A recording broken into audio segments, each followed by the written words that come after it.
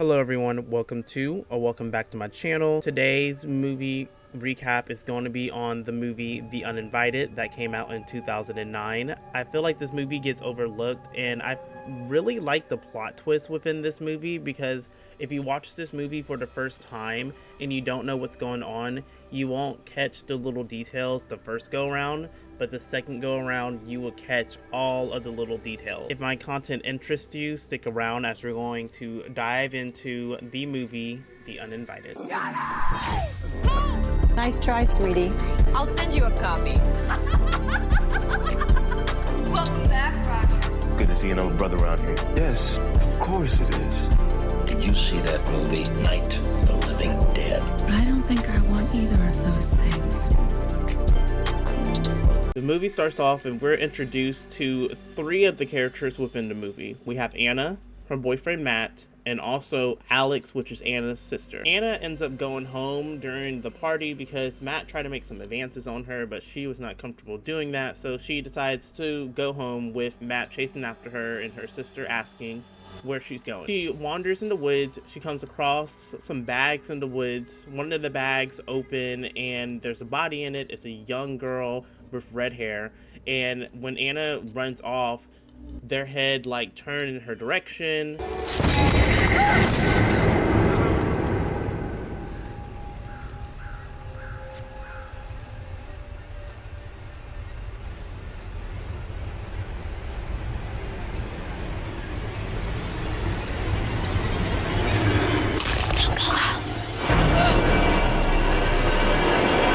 Assuming that they are still alive, but Anna goes home. Her mother's in the boathouse, which is a completely different story, but we'll get into that a little bit later. And eventually she goes into the house, something falls, the boathouse explodes, there's a watering can, and we learn that she is in a therapy session. When she got sick, we moved her into the boathouse. It's where she wanted to be. But she's alone. She's not supposed to be alone. It doesn't feel safe.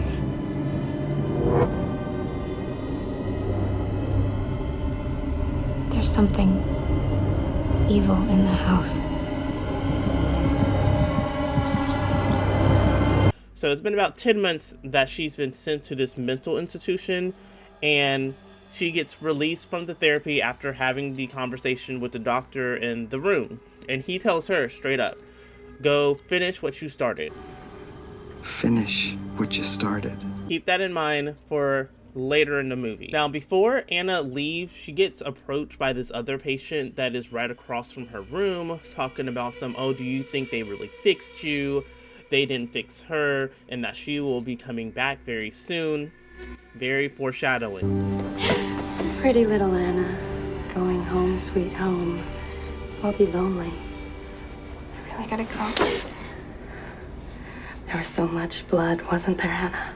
Her father picks her up, and her father is taking her home. He's showing her that he finished this book and that it was in memory for Anna and her sister Alex, and that Rachel made some cookies. Rachel is an interesting character in this movie. We'll learn more about her as we go through this video. Rachel made the cookies, and first time watching this movie, you may think that Rachel is the evil stepmother, basically, based on how Anna be acting. Rachel is the evil stepmother. People who have not seen this movie, it's not what you think it is. However, it's a lot different when it comes to her being the evil stepmother, but we'll get into that a little bit later in the video. They finally make it home. Anna's running into her room because she's been in that mental institution for about like 10 months at this point, so she's just excited to be home. She goes downstairs, she runs into Rachel. Her and Rachel have a conversation, and eventually Rachel feels like she blew the conversation because she was talking about how they wanted a welcome home party for Anna because she's finally been released from the mental institution. And Anna's like, okay, yeah, sure. And you get a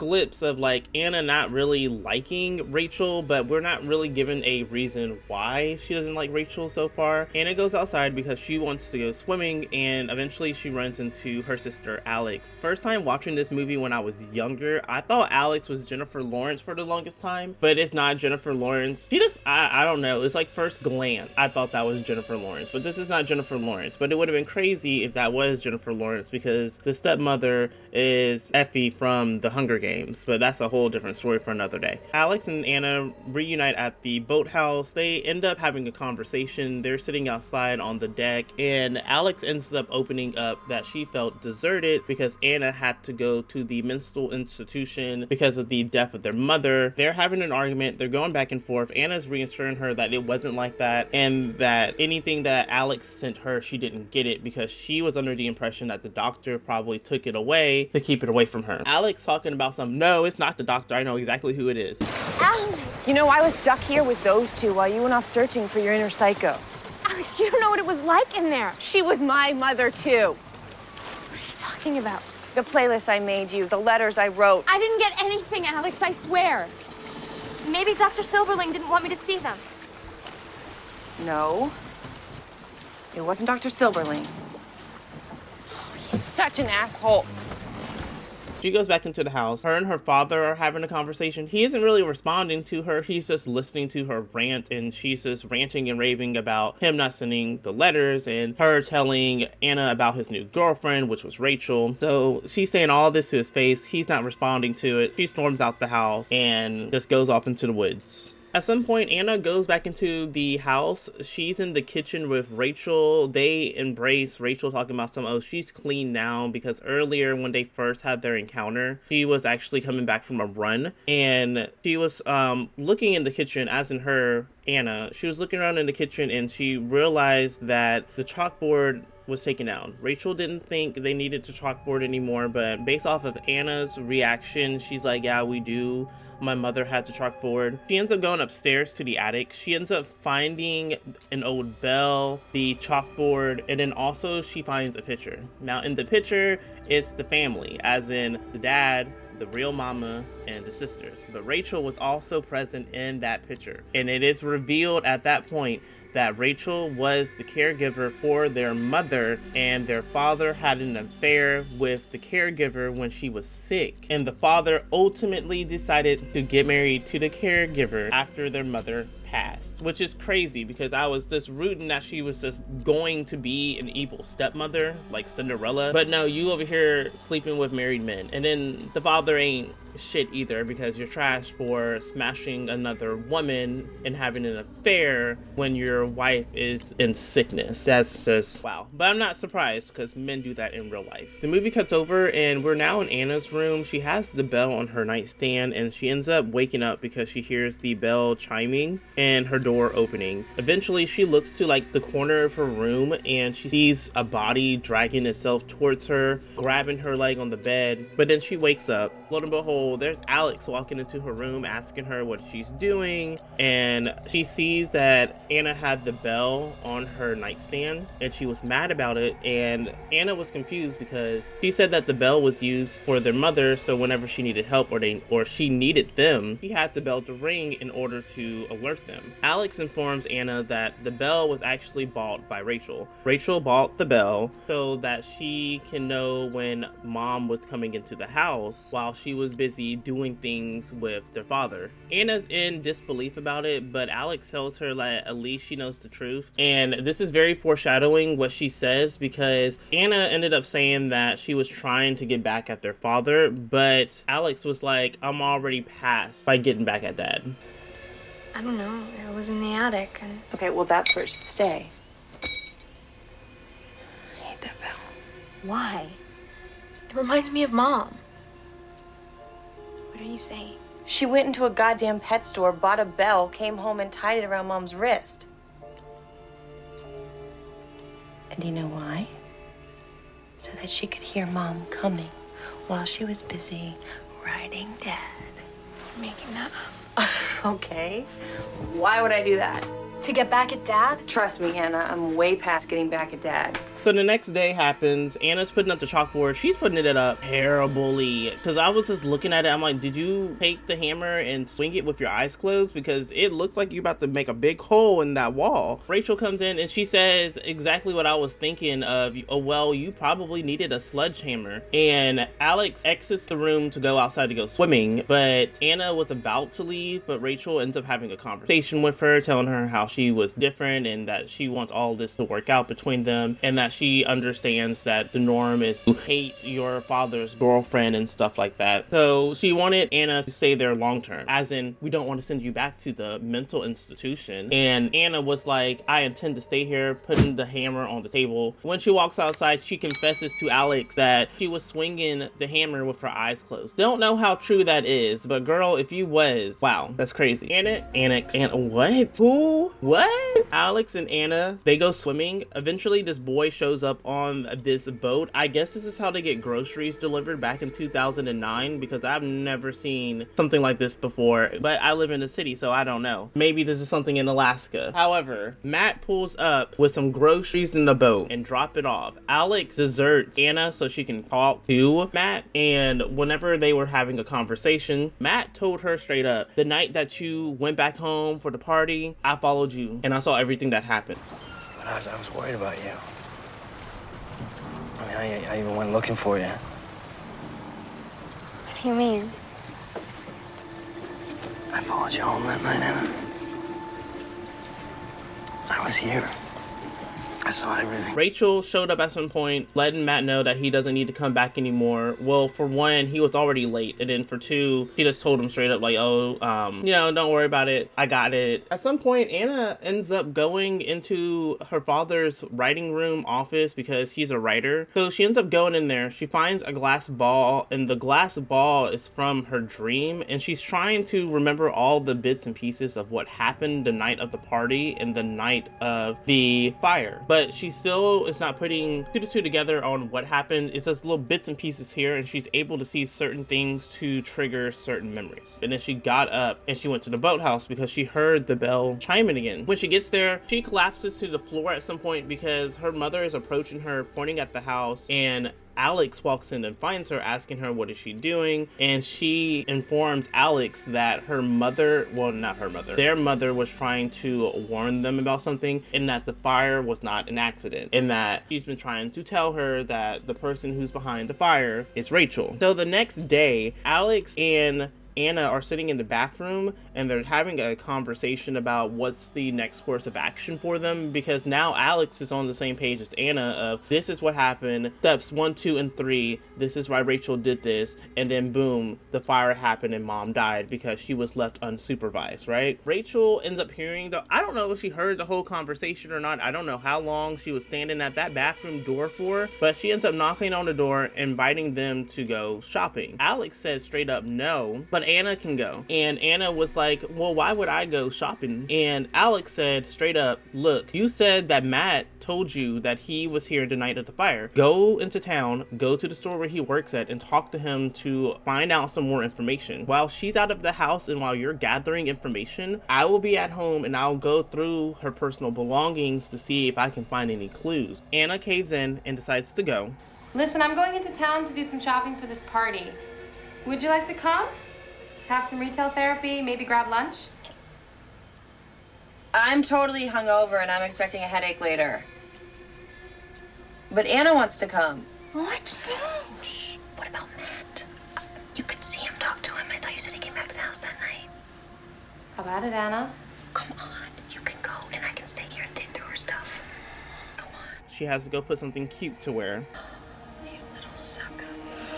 And her and Rachel ends up going out to the town. They're at this diner. They're having a conversation. Rachel reveals that she's technically a caregiver. And I don't know what she does now, to be honest. I think she just got married to the father for his money. Because, I mean, he got a boathouse. He got this big old house. He write books. So, I mean, I guess I get it. A gold digger. But, I mean, if I was in your shoes, too, I would have done the same thing. But during their time at the diner, she ends up seeing these 3 children sitting sitting at the bar, and she's like realizing the girl in the middle is the same girl from her dream in the beginning of the movie. So now not only is she trying to collect the pieces to remember what happened the night of the fire, but now she's trying to figure out who are these 3 kids and why are they showing up now? Like, what is the correlation of the children and the fire? Anna ends up seeing Matt outside loading up a truck, taking boxes, whatever the case may be. I think he was taking boxes. They go to the grocery store. She confronts Matt about, you told me that you knew what happened. Matt can't tell her what happens right now, but because he's on the clock and he can't really talk, and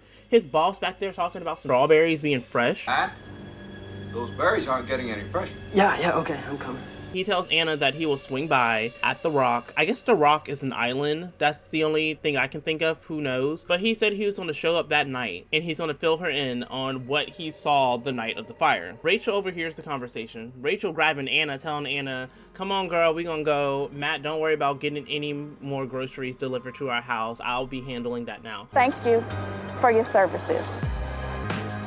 Thank you.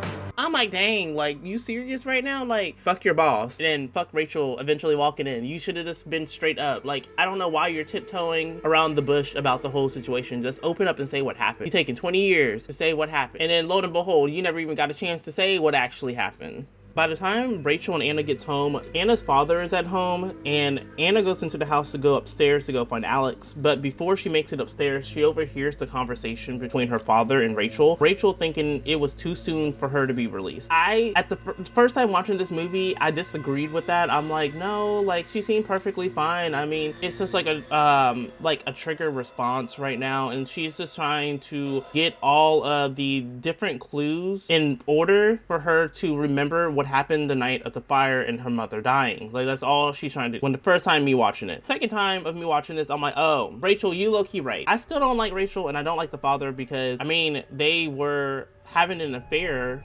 while his wife was in sickness. So I still don't like him. I mean, what happens at the end of this movie, I don't want to say it was well deserved, but I mean, they should have seen it coming, I guess. But I digress. Anna, it goes upstairs. She finds Alex in Rachel's room. She's going through Rachel's stuff. She can't find nothing until she goes into that bathroom. And in one of the drawers, she ends up finding this like case with all these medication shots. So lo and behold, earlier, Rachel revealed to Anna that she was like a CNA. And later on in the movie, she ends up saying that she's a nurse anyway. So it's understandable why she has it, but I mean, what she has, Alex is talking about, that's enough to put one of us out. I said, what? Really? I don't think Rachel's going to be using any of that stuff on them unless, I mean, she got approval from their father or something, but I don't think Rachel's just going to be using that all willy-nilly. But the movie cuts over to that night, and Alex and Anna are waiting for Matt at the Rock, but Matt don't show up at the Rock. Like, we don't know what happened to Matt. Matt don't show up at the Rock at all. He told her 11 p.m. He don't show up. Now, they live in Maine. The only reason why I say that is because I saw the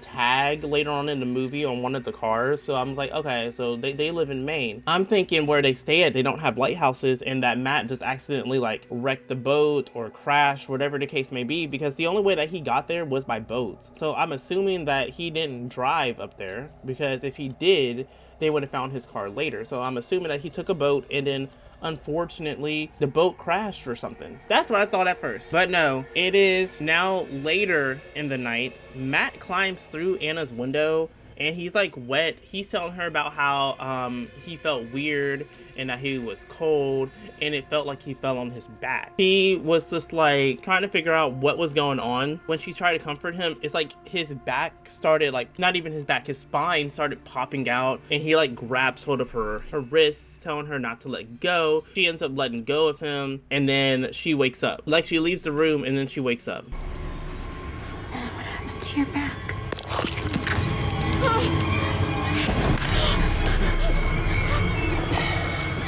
Your mother tried to warn me, Anna, but I didn't listen.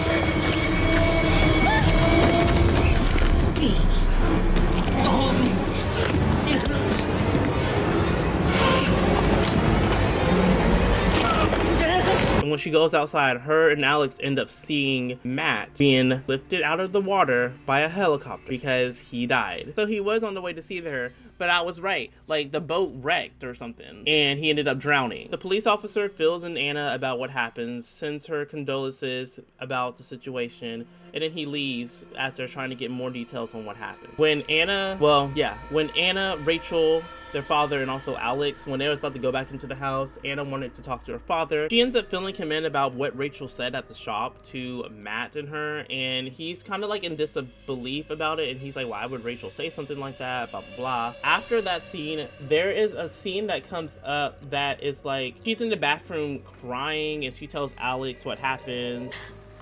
Matt was here, and I thought that I was dreaming, but I wasn't.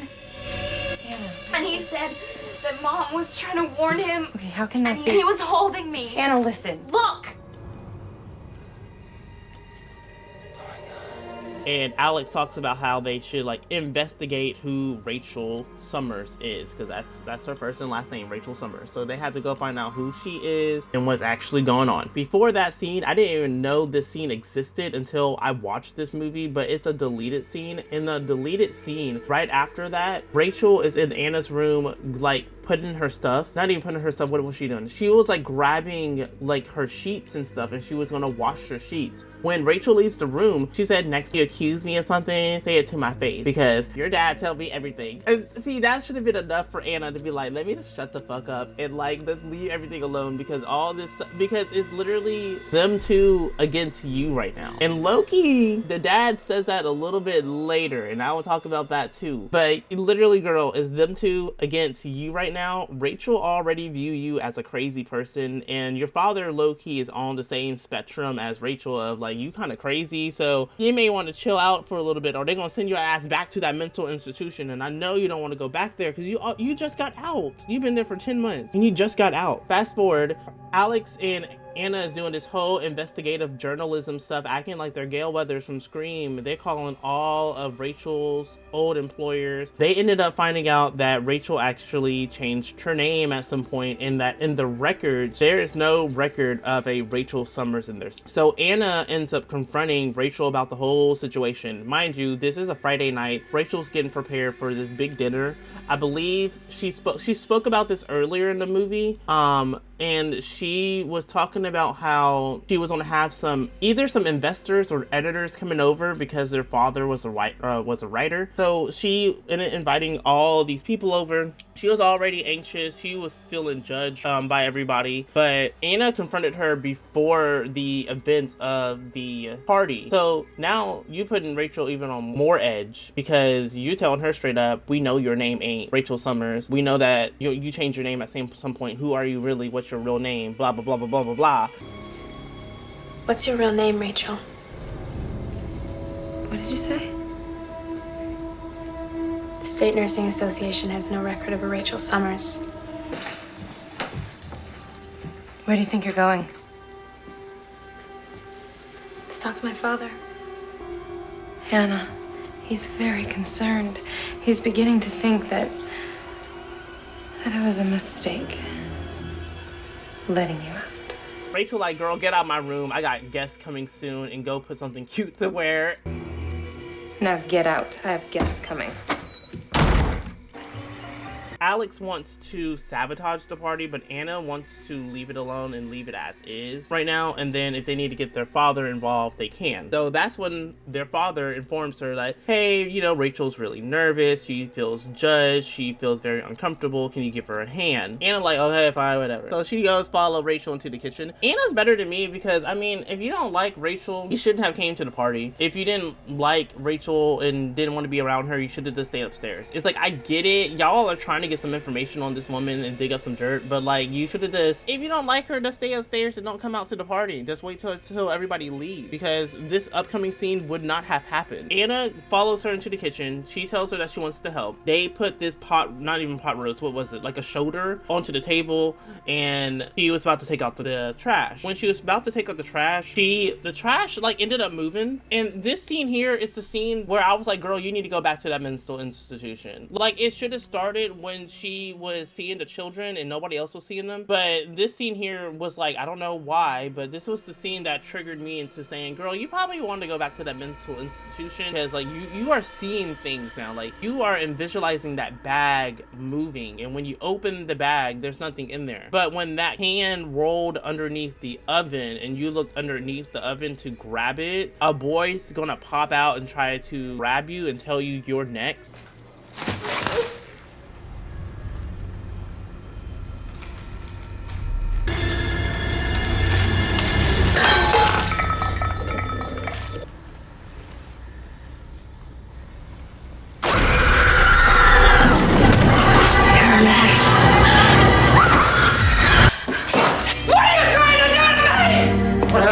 My thing is like, girl, I would have packed my own bag. I would have packed my own bags. I've been like, look, Rachel, Dad, I'm seeing things and I'm about to go back to the mental institution. I'm packing my bags and going back, because she freaked out and she ended up knocking the shoulder off of the TV off of the counter. And Rachel was pissed off and she was like, what are you trying to do? Because she felt like Anna was trying to sabotage her tonight. Alex running to her defense, but their dad was like, both of y'all upstairs right now. Okay. So she goes upstairs, and after everybody leaves, Anna and her father ends up having an argument. Anna is blaming Rachel for the separation in the family currently, or not even separation, the division in the family, but he low-key blames her by saying that she's not the one tearing us apart. And in this scene, he reveals to Anna that he is getting remarried, and that they're getting married, I think, the spring or the summer. Wrong answer, forehead. They always want to get married. What has she done this time? She's lied to you.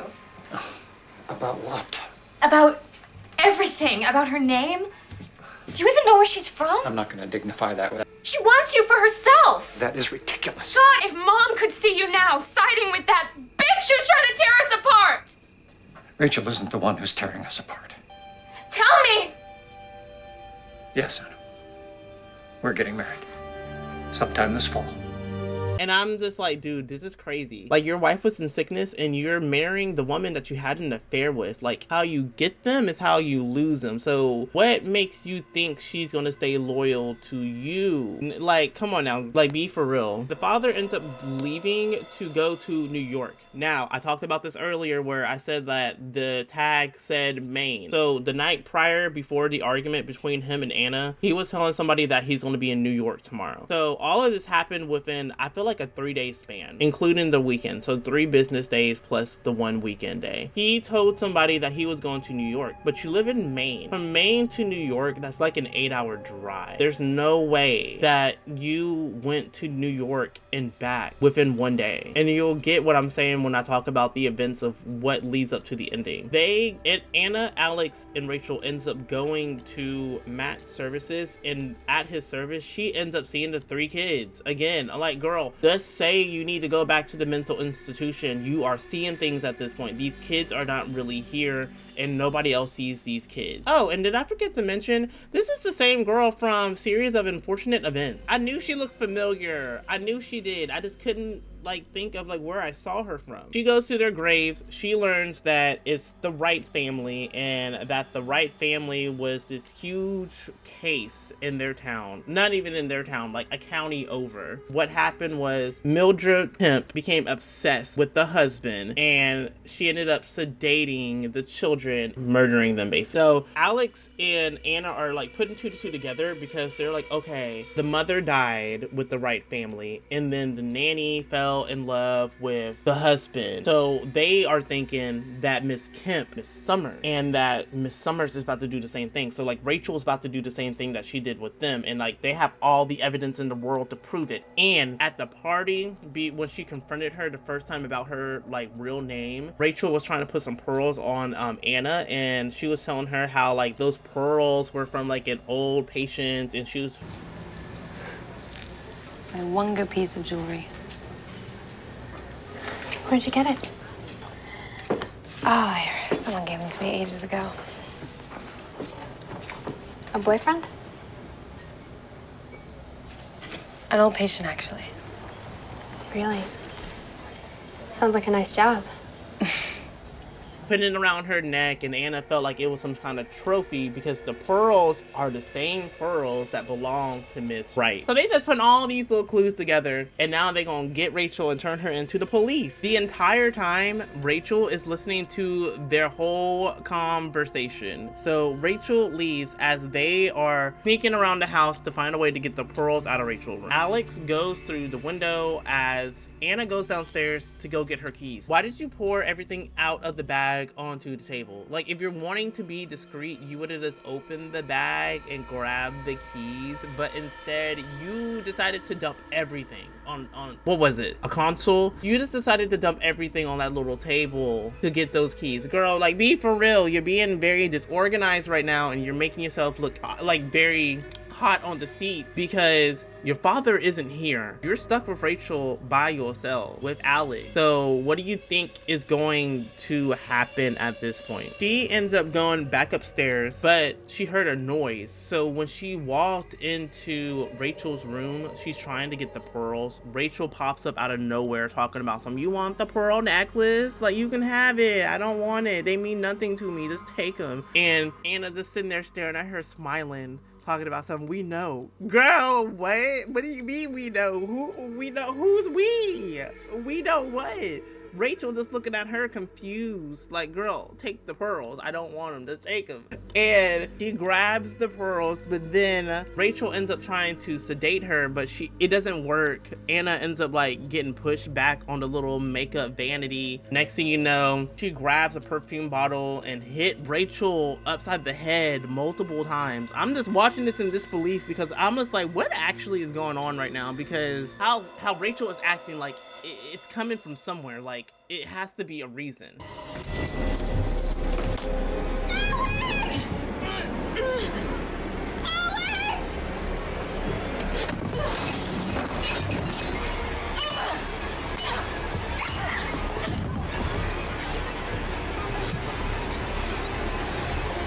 So eventually Anna escapes and runs into Alex's room, and she locks the door, barricades it. Alex is on the floor because Rachel done got her. Anna flees and goes to the police station and tells the police officer from earlier everything that's currently going on. He's talking about okay, we're going to look into it. She's talking to, well, he said that, and then he said that he's going to, he was going to leave to do something. Anna talking about, no, please don't leave, like, make sure I come with you. You got to go back to my house because Alex is there, and I'm scared that something's going to happen to her. He looking at her confused, and I'm just like, what is up with everybody? Is this a dream sequence, and she's about to wake up and realize, like, everything that's currently happening now is a dream, and she's still in the mental institution? Because everybody, like, every time she says something about Alex, they're just looking at her confused, and I'm just sitting here like, what is going on? Like, if y'all don't go get Alex, she was on the floor. Like, she was on the floor in her room, looked like she about to die. She was the one responsible for the fire? That's right, it wasn't an accident.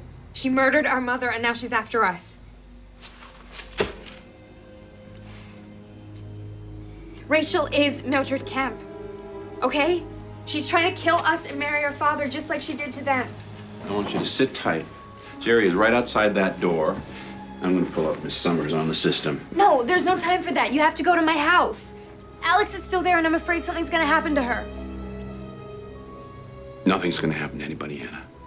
So she ends up closing her eyes. She wakes up. She sees her mother, but then it was actually Rachel. And I forgot to touch about this. So in the previous scene, he was talking about, she was filling him in about everything and all the research she's done. And she said, I have all the proof that Miss Summers is Miss Kemp because I have this pearl necklace. And I'm like, girl, she could have got that pearl necklace from Spirit Halloween. It don't mean that it is Miss Wright. I mean, was that in the report that she was missing that pearl necklace? But we'll get into that a little bit later. So fast forward, Rachel's taking her home. She puts her in the bed because she's sedated at this point because the police officer let her into the police station to sedate her because she's a nurse, right? So remember earlier I said that she was a nurse? Yeah. So she's at home. Rachel is like putting her in some new clothes. Anna's looking at this knife on her nightstand. Rachel saying, don't grab that, that's dangerous. And how she can't have children and that she wanted to have a daughter, but Anna ruined it for her. I'm never gonna have children of my own. Never stop me from imagining what it'd be like to have a daughter. But now you've taken that away from me.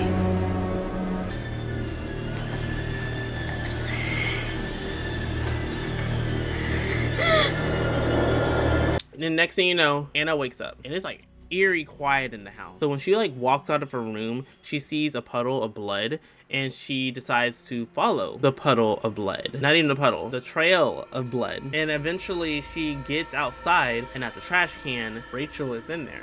And Alex is holding the knife talking about something. We had to do it. I just had to do it. And she's like, Alex, what did you do? She's like, I had to do it. I had to do it. So their father makes it home. And this is what I was talking about. You mean to tell me you drove all the way from Maine to New York, which could be a 7-hour drive. You did a 14-hour trip within one day. And that is in the event if you decide not to stop. So you did all that in one day? Ain't no way. Ain't no way. You teleported. Like, just say you didn't actually go to New York. Just say you was going to go to... Just say you seen another side piece or something. I don't know. Like, there's no way. Like, if you live in Maine, New York area, prove me wrong. Say that you can get to New York like in 3 hours and back. And then I'll be like, okay, cool. But I just feel like there's no way that you made it back and forth within one day. He's talking to Anna. Like, girl, what happened? What's going on? You okay? And he's looking at the trash can. He's like, what happened? And Alex over here is like, listen to me, because I know you never listened to me before. And I was like, oh, that is what's going on. All this is in Anna's head. Like, as soon as she said that, that's when it clicked for me. All this is in Anna's head. Okay. And it's revealed at this point that Alex also died in that fire too. Now you know what happened to your sister. Tell him, Alex.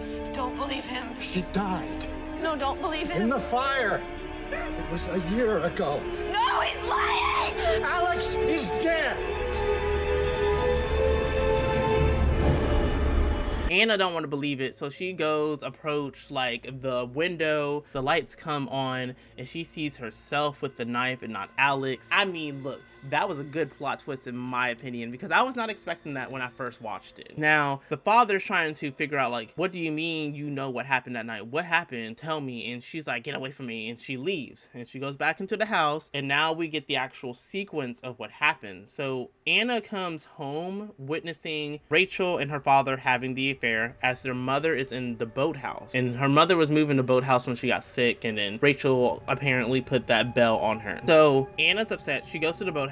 She gets a water can and she starts to fill it up with gasoline from the tank in the boathouse. Alex ends up coming in there like, girl, what are you doing? Like, what's going on? And slams the door when Anna walks past her talking about something they can burn in hell, because she's gonna burn the house up with her father and Rachel in it. Alex slams the door, not realizing that she accidentally knocked over a candle and the gasoline coming towards the candle. Anna's still approaching that house with that watering can with gasoline in it. She ain't stopping. She's about to burn them alive, and Alex was about to like follow behind her, but her mother calls her into the boathouse because she needed help. Alex goes into that boathouse. Next thing you know, the whole boathouse blew up. The entire boathouse blew up with Alex and the mama inside. Anna just watching in disbelief. And I'm just thinking to myself, now, did the father hear the boathouse explode? Like, did he hear that, or was that something that they all saw like later? Like, I really want to know, did he actually see that?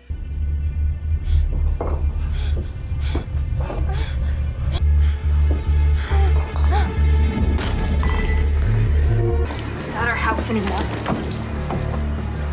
What are you doing? Anna. Anna! Coming home.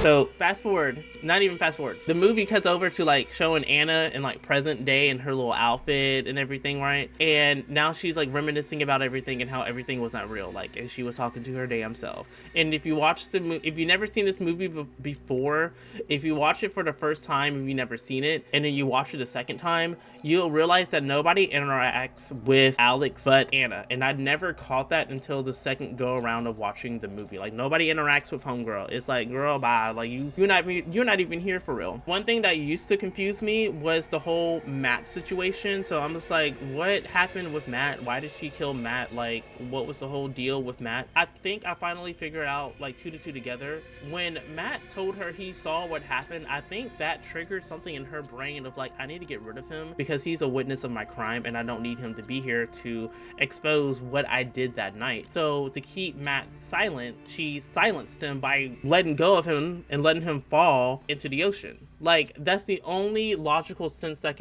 I can think of. Like, anyone who's seen the movie, comment down below like what you think. Like, do you think that she killed him just to do it, or do you think that she killed him because he knew what happened the night of the fire? Eventually, she's taken back to the mental institution. The same police officer is talking to her father about she thought that Miss Rachel was this person named Mildred Kemp, and the father was like, no, Rachel Summers is not her real name, it's a fake name, and that she had to get a new name because she had an abusive ex-boyfriend. And I was like, damn, it's like her name is Rachel, but that's not Rachel Summers. It was like Rachel something with a W.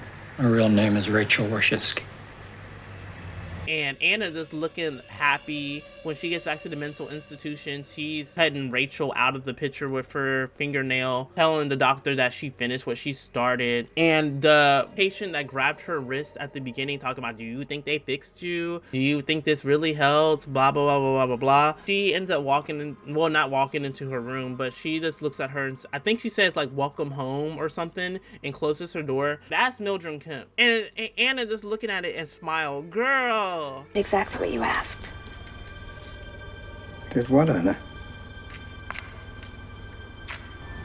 I finished what I started. Welcome home.